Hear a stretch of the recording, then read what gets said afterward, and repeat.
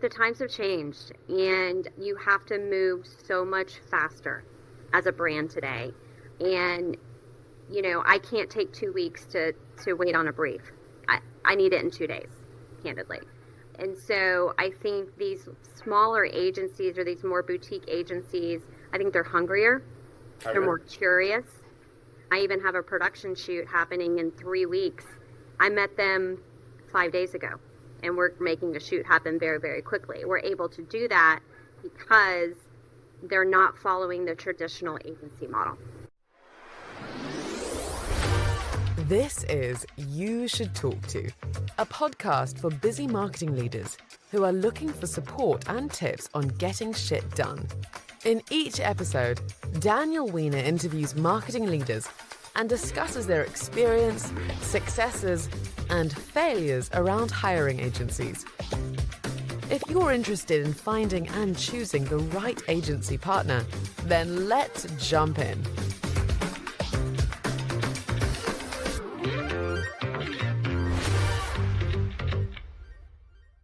Hello and welcome to another episode of the You Should Talk To podcast. I am Daniel Weiner. I am your host, your everything. You Should Talk To pairs brands and marketers for free with vetted agencies because finding great agencies is an enormous pain in the ass. And super excited today. I already see you agreeing with me, Angela. This is great. I'm joined today by, I'll call you a friend now. You can say counter, friend, colleague, whatever you want to call it, Angela Johnson, who is Chief Strategy and Innovation Officer at Edible Arrangements. Angela, thank you for joining. Thank you for having me.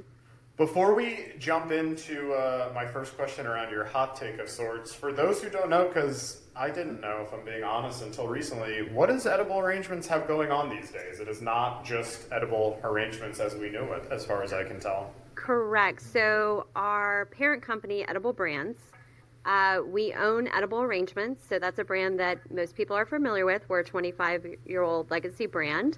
But we recently also purchased Roti, which is a fast casual Mediterranean brand located in Chicago, Minneapolis, and DC.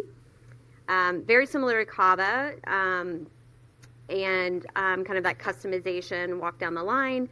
And then a few months ago, we launched edibles.com. And yes, that type of edibles. I love it. Yeah, it's low dosage THC and gummies. And our position really is about health, not high, and really educating that consumer and using our infrastructure across the United States to be able to ship to over 75% of all zip codes.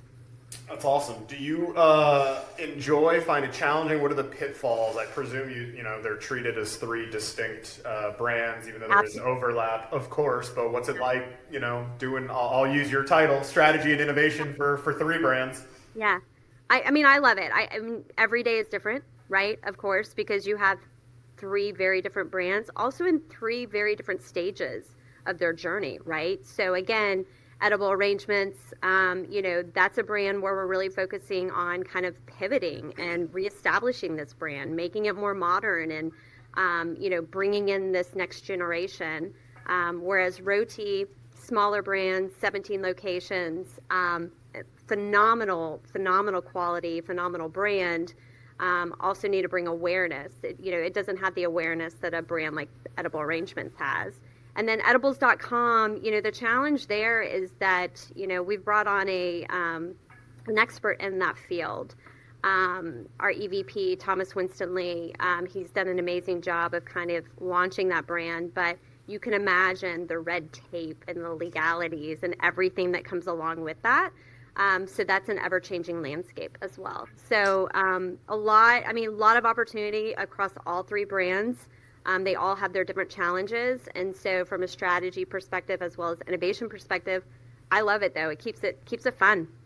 I had the CMO of a cannabis brand on a few weeks ago, and I think the biggest, challenge he laid out was not just regulation, but like sometimes arbitrary regulation that will come down one day randomly and say, hey, change your packaging tomorrow, or change the color. We don't like that. So absolutely, you have to pivot very quickly. But we're set up as a team that allows us to do that, so we're very fortunate. Well, if you get stressed by it, I hear edibles are good for that. So you Yeah. guys are well positioned. But yeah, I know you said a little bit. I would say at the kind of the intersection of strategy and innovation, of course, but also marketing. What's your hot take or unpopular opinion you have in this world around marketing or strategy or innovation? I think as marketers, I think we've over rotated on the whole performance and attribution. I think to a point where you're I kind like of it. missing the forest for the trees, so to speak. Like, don't get me wrong, I love data. Like, I'm all about data, but I think at the end of the day, people don't fall in love because you have this perfectly optimized funnel, right? They fall in love with your brand because of the story. They fall in love with your brand because of the connection, the feeling that you give them, right? So I would say my hot take is I think brand matters more than anything still. I agree with you. I find it's often, I'd say, leadership on the good side when people who get that, it's strong leadership who knows vibes and gut feeling matter as well. But yeah, I think people are scared if you can't point to why something worked or didn't work. They're like, well, what the hell do we do? What are we doing? How are we Right. here? We don't know Right. what to do or where to put money. So Yep.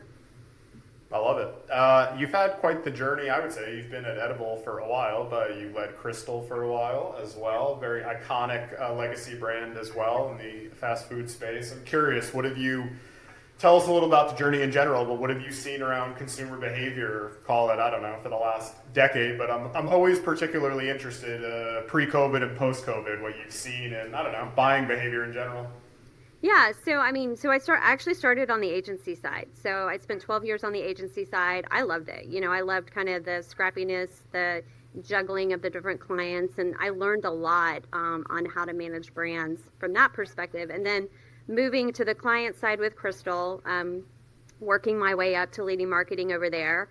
And then now Edible, then it becomes more about the P&L, right? It becomes about the customer experience. It becomes about the long game.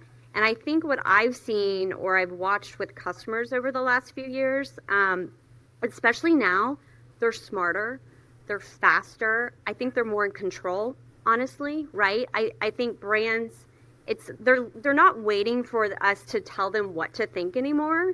They have the ability, on every platform, everywhere, at every moment. And so they're on TikTok, they're reading the reviews, they're talking to their peers, right? So I think it's about it's not about interruption anymore, it's about integration into the customer's lives. I think that's the biggest difference that I've seen. It used to be interruption was that buzzword. I feel like everybody wanted unexpected and interruption in marketing. And I think now it's about connection and being where the consumer is. That damn P&L is why everybody's so obsessed with attribution. Yep, exactly. I agree on the brand stuff too. Exactly.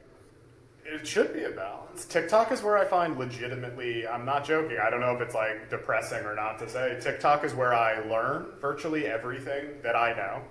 Yeah. I trust verified TikTok sources more than the news sometimes, and it's where I discover everything I know. TV shows, food, cooking, new restaurants, all that sort of stuff, which is such a cataclysmic shift, I would say. Have you guys leaned into TikTok a ton? Yeah, I mean, I think definitely we're leaning into it more with edible arrangements, and we're going to start doing more kind of social first content with Roti. Again, that's a newer journey for us, but absolutely. I mean, I think you have to, we are seeing, especially on the edible side, where the UGC content, the influencer content is outperforming traditional content in every way. It's wild. We'll circle back to that when I ask you about agencies, but yeah, I think that's a big shift I've seen. Agencies are, I think, no longer allowed to, not always, but it's such an interesting conversation. I'm not saying we don't need agencies anymore, but it's just an interesting conversation to say, hey, Yeah. this thing that took 2 seconds to produce is outperforming this enormous production, that we had. So yeah, interesting conversations on my end around that. I'm curious if you had to look into the camera and give a PSA of sorts to other folks in your, call it the C-suite or marketing leaders, innovation leaders. There's exactly 3 months left. Today's October 1st. What's the best piece of advice to finish 2025 strong, but also thrive going into 2026? Yeah, I would say you got to double down on clarity in people. And what I mean by that, I think for my team specifically in 2025, It's really about understanding the why and not just the what, right? So what I found is that they're gonna, kind of grind through the rest of the end of the quarter if they know the mission, right? Really what we're trying to do and not just the what. So for me, that's really being very clear about what our strategic goals are going to be for 2025 and meeting those goals. And then I think for 2026, I know it's in my title, but innovation. I mean, if you're not evolving and continuously innovating, you're dying as a brand. And so I think, I think innovation happens in a lot of ways. It's not just from a product perspective.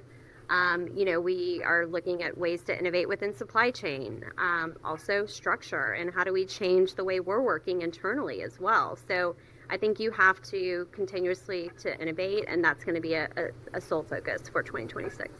Yeah, I'm curious actually. How do you think of innovation? Because I see a common, thread online is like not innovating just for the sake of it, and coming out. You said not just with product, but I think people default to that of like we need to offer new stuff, for people to latch onto. How do you think of that?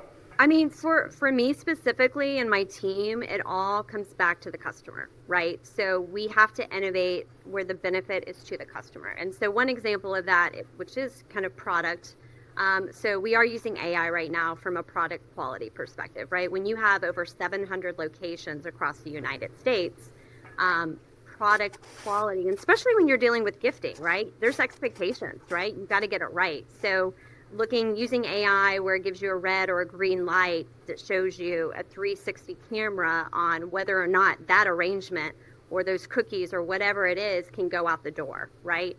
So we're using things like that. That's innovation, but it benefits the customer on the end, right? Because we know that they're going to get a consistent quality product.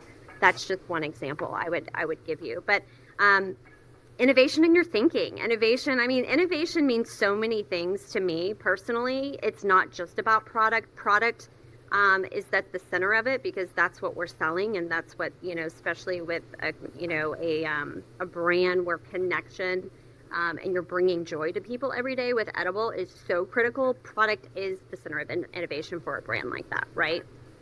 So it is a big focus, but I think innovation can be in many different forms. Yeah, I think the most interesting or thing I agree with the most that you just said is regardless of what you're doing and where it is, everything should come back to the customer. If it doesn't serve the customer, it probably is just innovation for the sake of saying we did something different or something new. Absolutely. Most folks in your role, just called C-suite in general, VP and above, I think I know the answer to this question, but since I'm such a savage wild animal on LinkedIn, I'm always curious. They're getting hit up every 12 seconds by agencies, vendors. I asked you to give a PSA to your peers a second ago. I'll ask you to do the same. If you had to give a note to folks who obviously would love to work with a company like Edible or Edible Arrangements or Roti, what would you say to agencies out there? Is there anything an agency can say when you're not in market that piques your interest, or is it, you tell me, I'm always curious. I'll tell you. First and foremost, do your homework. If I get and pay attention to detail. If I get another email that says, "Hey, Allison," or I'm serious. It happens all the time. It's a different. I tell you what, you remembered it though. That's half the battle. Maybe. Well, I also remembered the guy who said, he had emailed me probably, a dozen times, and he said, "The day that Angela Johnson responds to me is the day that penguins fly," and then he had a picture of penguins flying in his email. And you replied? No, but I remembered it. That's good. It gave me a chuckle. It gave me a laugh. My point is that is not for me what is going to build a relationship, right? It's just I'm a busy person. A lot of C-suite people are. I've been doing this, for 24 years within this kind of franchise industry. I've built relationships. I'm picking up the phone and calling people. That's just how I do business. Is asking people that I trust and I know, not from a random email or LinkedIn message, candidly. I don't think it's bad feedback. I think it's fair, and it's as more honest than most say. I'm just curious though, if you are potentially in market for something, is there any chance somebody says something that piques, or no? I don't think it's bad if it's not. I take the same opinion. It's literally my entire business is people want to talk to people that they know and trust and all that sort of stuff. You know what? I think again, if going back to doing your homework, if I can tell that you've actually dug into my brand and you've maybe identified a problem that I may be aware of, or I may not be aware of, but you've given me a solution for it, that might pique my interest because that tells me that you took the time to understand maybe some challenges that our brand is having, and then you're providing a solution. Because that's what at the end of the day we're looking for as, brands, right? Help us become better and help us solve for the problems that we're having. And if all else fails, bring pastries. That's my opinion. And all else fails, bring pastries. Yes. Blueberry scones always work. Works every time.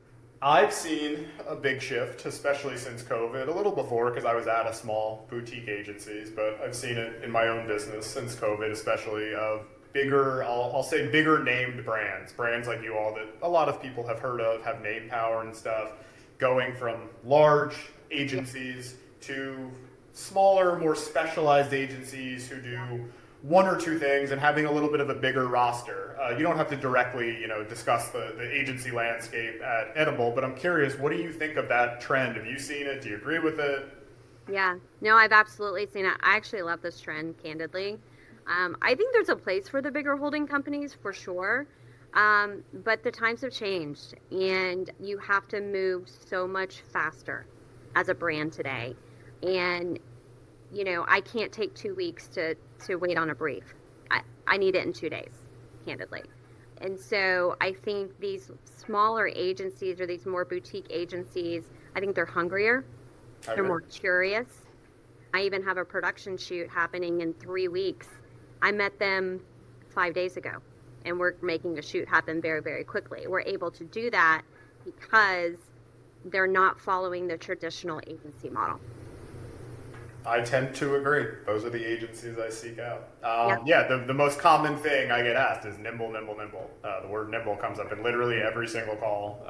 Speed. I guess the biggest negative I hear to bigger, I won't even say holding codes, just enormous agencies is the speed of social especially is, you'll have an idea and you got to capitalize in 48 hours and bigger agencies will say, well, let's have a meeting in 2 weeks, which does not work for anybody regardless of the size of the agency. So yeah, I think the only risk with the smaller agencies and kind of building, experts within the various sectors is integration and consistency, right? So, you've got to make sure that everything still looks the same and it's pulling through to all the various channels, right?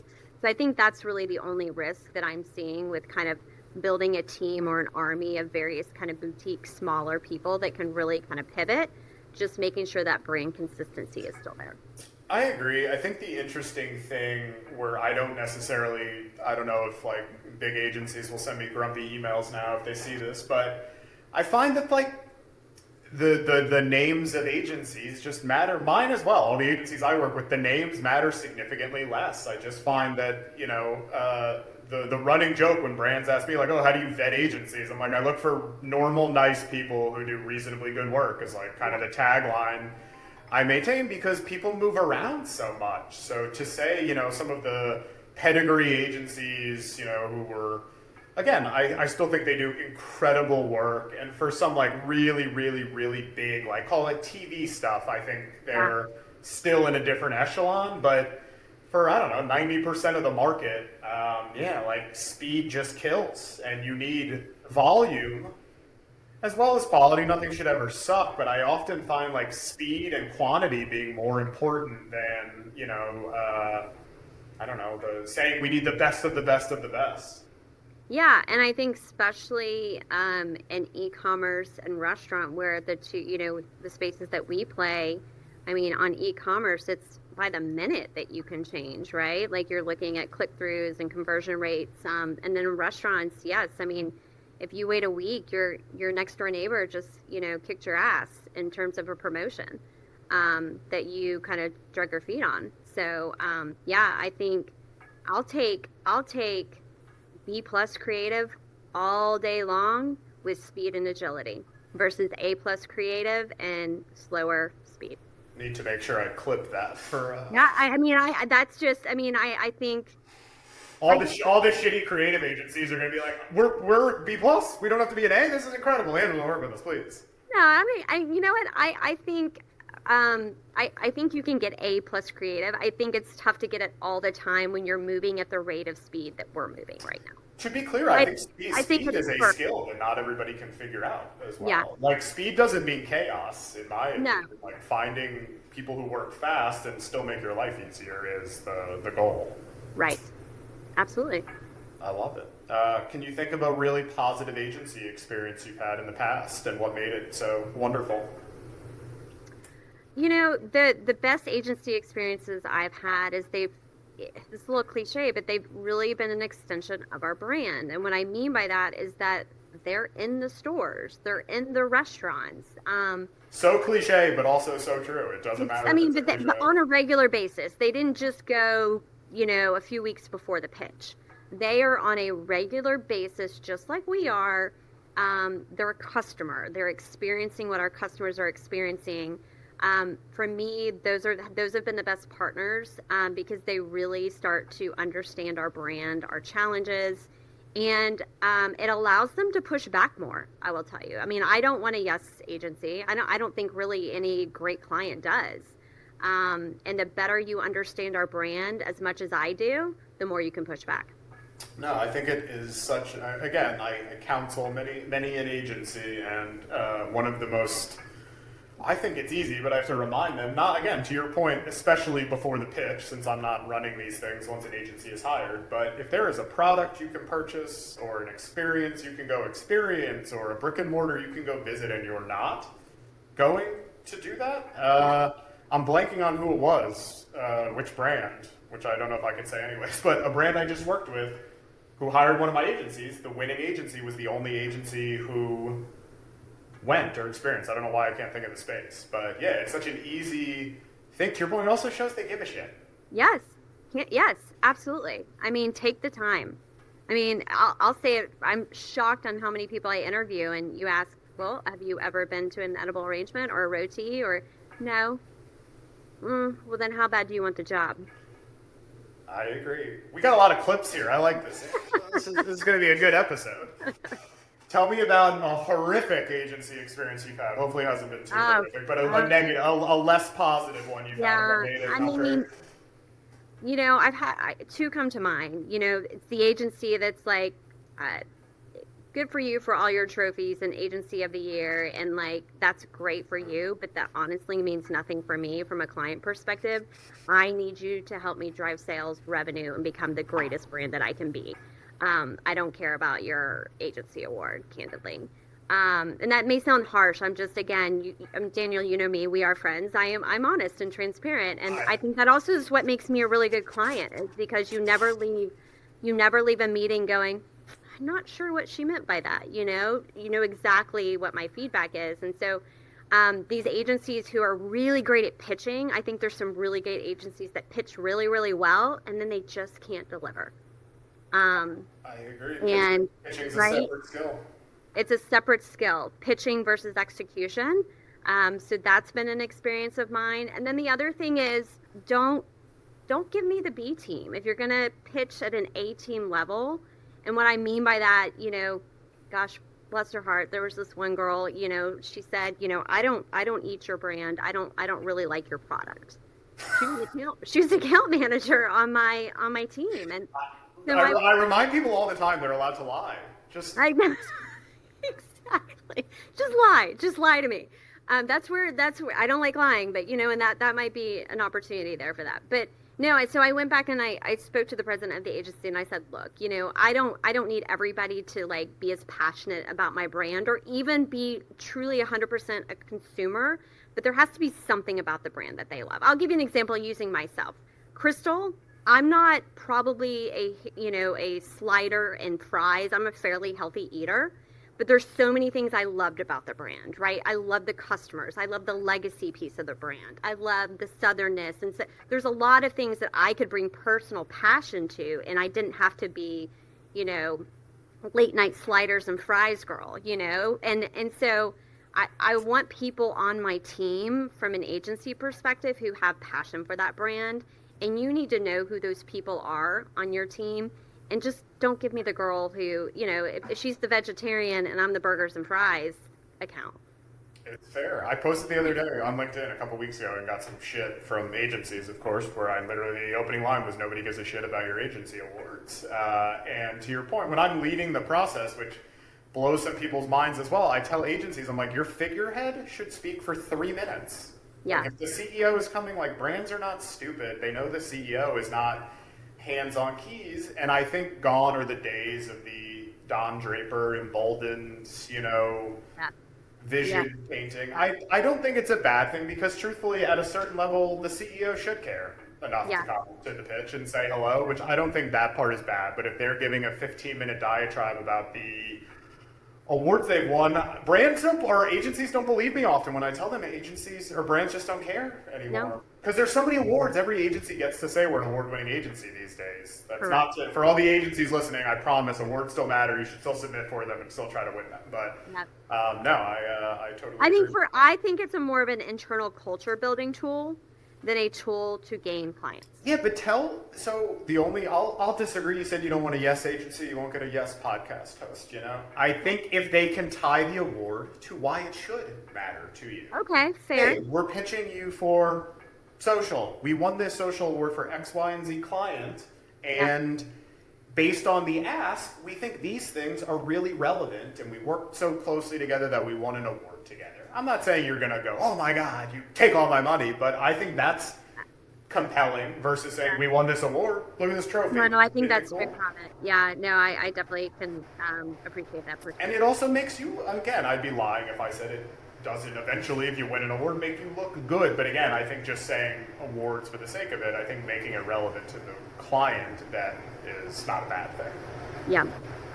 What are you most excited about in the marketing space? I've started saying outside of AI because... I know, it's the buzzword right now. I mean, but it has a price, though. I mean, like, I will say I'm energized about AI, but in combination with human creativity and connectivity.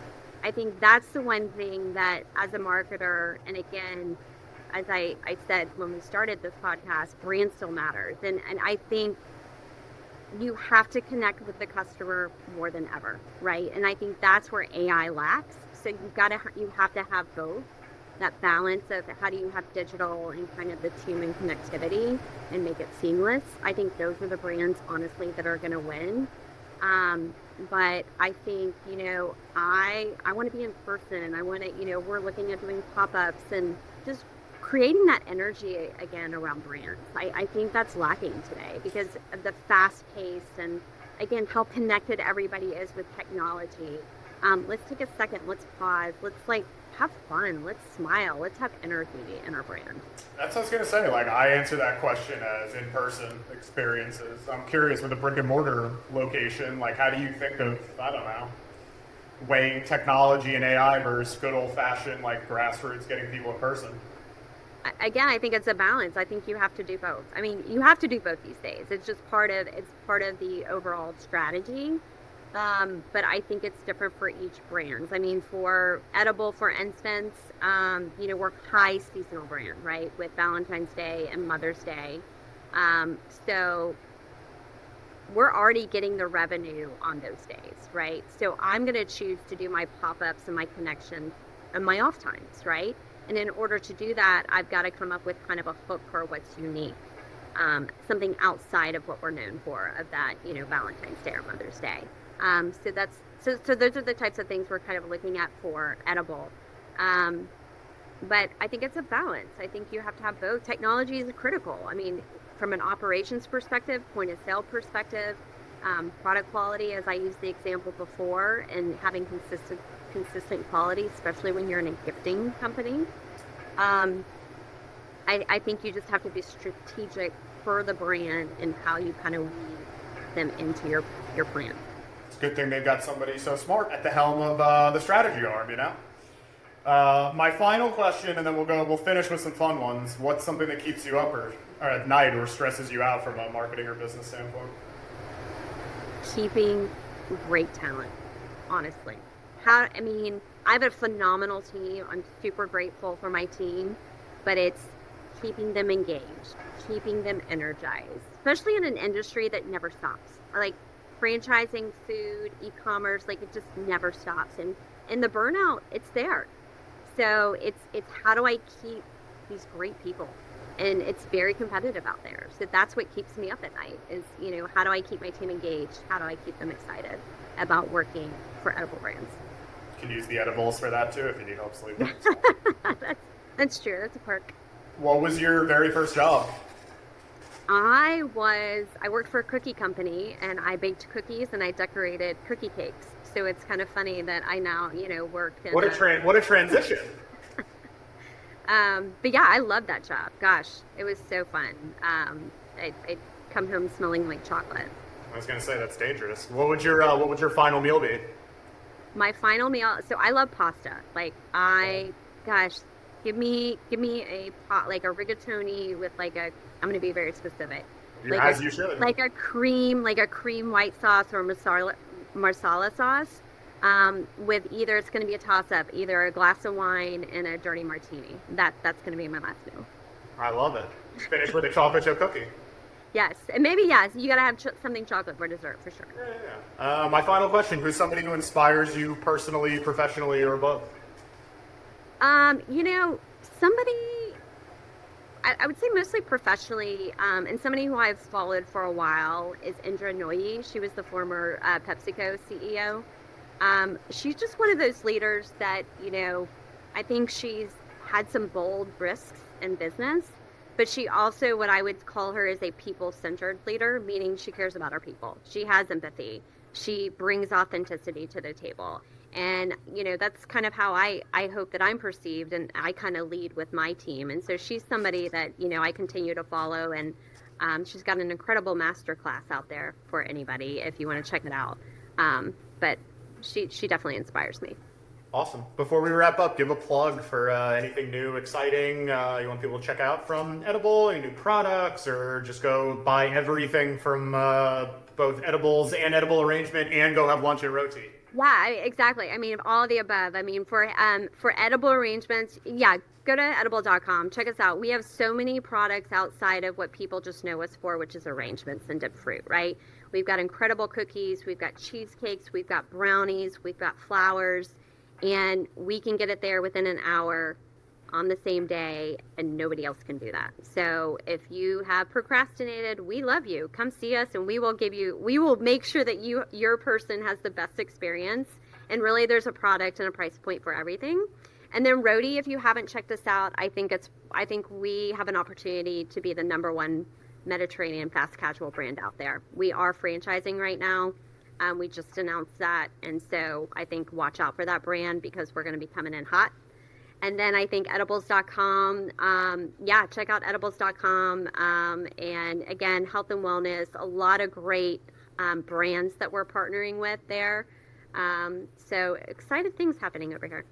I love it. I'll suck up to you for a second. My parents' anniversary is next Wednesday, so I'll head to not Roti, but I'll head to the other two today, yes. since they like edible arrangements and edibles. So yeah. I'll pick out something for them shortly after this. But no, thank you very much for joining, and hope to chat with you more soon. Yeah, thanks for having me. Thank you for checking out this episode of You Should Talk To.